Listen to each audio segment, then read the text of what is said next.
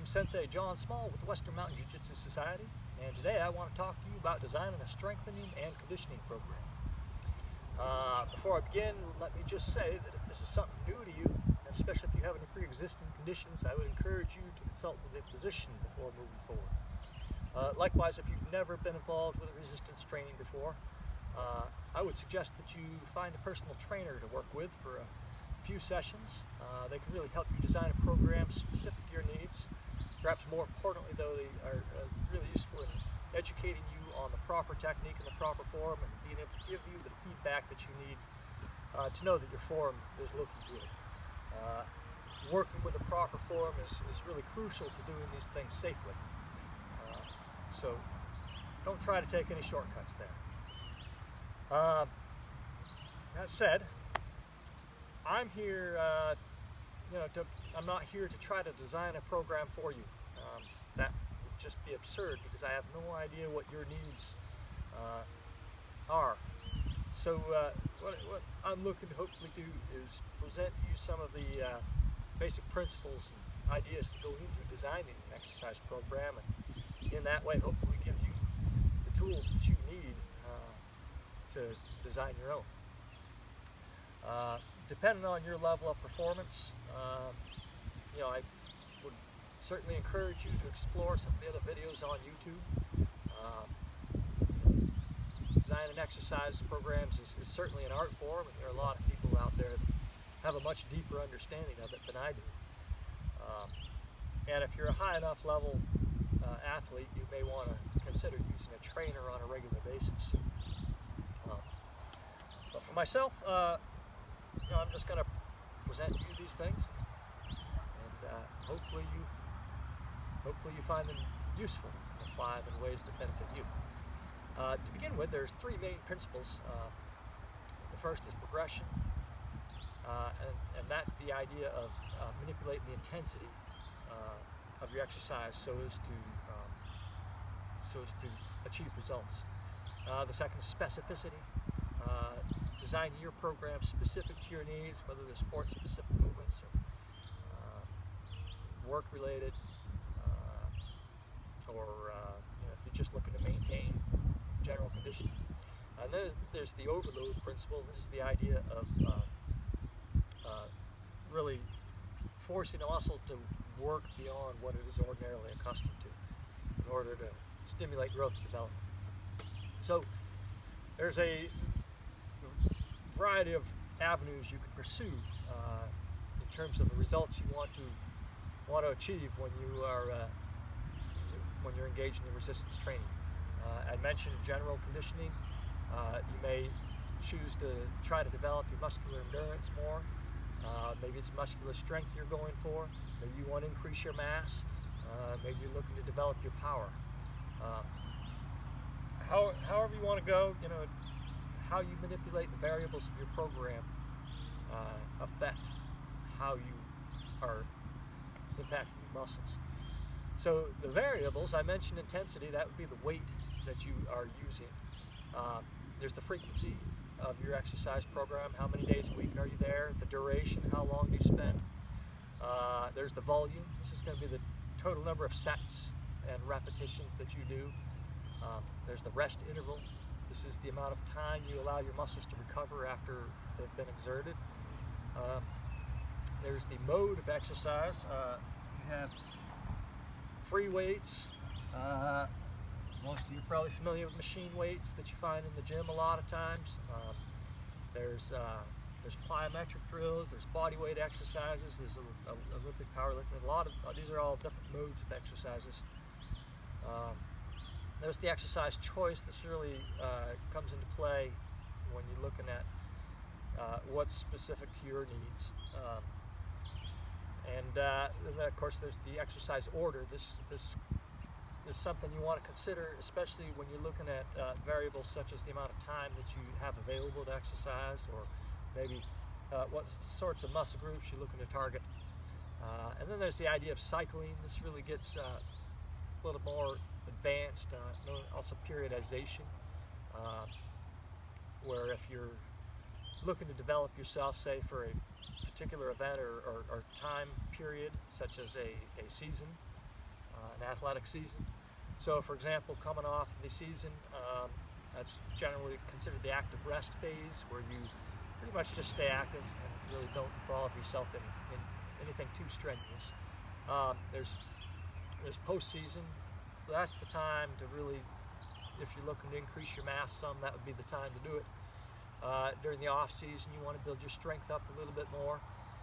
During the preseason, you really want to shift gears and work to develop power. Power is the optimal thing when you're talking about athletic performance. And then there's in season. Essentially, you're just looking to maintain the levels that you're at. But that, as I say, is a little bit more advanced. If you're going there, you really should be exploring some of the other videos on YouTube or talking to some professionals about that. For myself, I'm going to speak more in terms of just general fitness on the whole. One principle you want to be familiar with is the idea of agonist and antagonist muscles. So when I'm doing an exercise, for example, of a dumbbell curl, my bicep is going through the positive and negative contraction. However, within the arm, my tricep isn't really working at all. It's still lengthening and shortening because of the movement of the arm, but it's not really going through a contraction. So that makes the bicep what's known as the agonist muscle, and the tricep what's known as the antagonist muscle. That's important to understand when you start. Well, let me first talk about the overload principle, and that being the idea that you want to bring your muscle to a point of exhaustion, really. So if I'm doing dumbbell presses and I start 1, 2, 3, and I get up to the end, I'm going 8, 9, 10, assuming 10 is the number I'm working for, and they're that easy for me. It's not good. That's too light of a weight. You want to be exhausting your muscles, so by the time you're getting up to 8, you should be struggling. You still want to keep good form, but maybe 9 is up to here, and maybe even that doesn't quite go. All right. Well, you don't say, well, I didn't make it to 10, so I must be doing things too heavy, and then go down in weight. No. You're right where you want to be. In that case, you want to think of, like, if I'm doing 10 repetitions, you want to think of that number 10 as being the center of the range that you want to land in. So let's say that's how it went, and let's say I go back, and after a couple more weeks I'm able to get through 10, and I get up to 11, and I can maybe even squeeze out number 12 just barely. Whew. Well, you know what, maybe it's time for me to start thinking about going up in weight. Is my form good? Am I experiencing minimal soreness? Am I ready in my head? Well, I'm going more than 10 repetitions that I've been shooting for, so maybe I bounce up in weight. All right, so I bounce up to 20 pounds, and I'm only at, there's number 7, maybe, barely. It's not too heavy for me. Again, 10 is the middle of the range. Now I'm up to 7. I need to work my way up to 10 and beyond, and then bounce up and weight again, and repeat the process. So think of that in mind with the overload principle. The other thing you want to think about, going back to what I was saying about the agonist and antagonist muscle, is that recovery time. After I've really exhausted the muscle like that, my energy systems need time to recover. So while my agonist gets worked, for example, maybe doing a dumbbell row, my bicep and back are getting worked, I can turn right around, all right, and work the opposite muscle group. Now I'm going to work my chest, or my shoulders and my triceps more. So, having just worked the bicep, while I'm turning and doing my triceps and my shoulders, I'm giving an opportunity for my bicep and my back to recover their energy. So once I finish my chest and my triceps, I can turn back around and do my opposite muscle group. So you can see that if you start to put these exercises in the proper order, where you can go from one to the next, and you're working different muscle groups and allowing the previous muscle group to recover, you can really accommodate yourself more efficiently in terms of getting the exercise in. This is also gets into what's known as circuit routines, where you aren't giving yourself a rest interval in between. You're going right from one exercise to the next. one of the big advantages of circuit routines is it begins to get your heart rate up more. So you're working on strengthening your heart some as well. So that's one of the advantages. Now it may be that you don't want to go back to back. Maybe, for example, you have you're really looking to, you really feel like you want to develop your chest and your arms more like that. So, all right, you spend your whole routine on just the chest and triceps. Some people break their programs down differently like that. They'll have a chest tricep day and a back and a bicep day and a legs and a trunk day, or abdomen day, legs and abdominals. That's fine. You can do it that way. You can break it. You can have an upper body and a lower body. You can have a full body workout in one day. If you hit full body in one day and then you're going Monday, Wednesday, Friday, that's 3 days a week. You're hitting all your muscle groups. That's a pretty good amount of lifting you put into these things. Likewise, if you say you're doing an upper body one day and a lower body the next, you go 4 days a week. You can do 2 days on each muscle group that way. And same thing, you could potentially, maybe you're doing a 3-day week where you're really spending all your time just on the chest and tris, and then the next day all your time on the back and the buys, and the final day all on the legs and abdominals. You're really putting a lot of energy and effort, a lot of volume into those each time.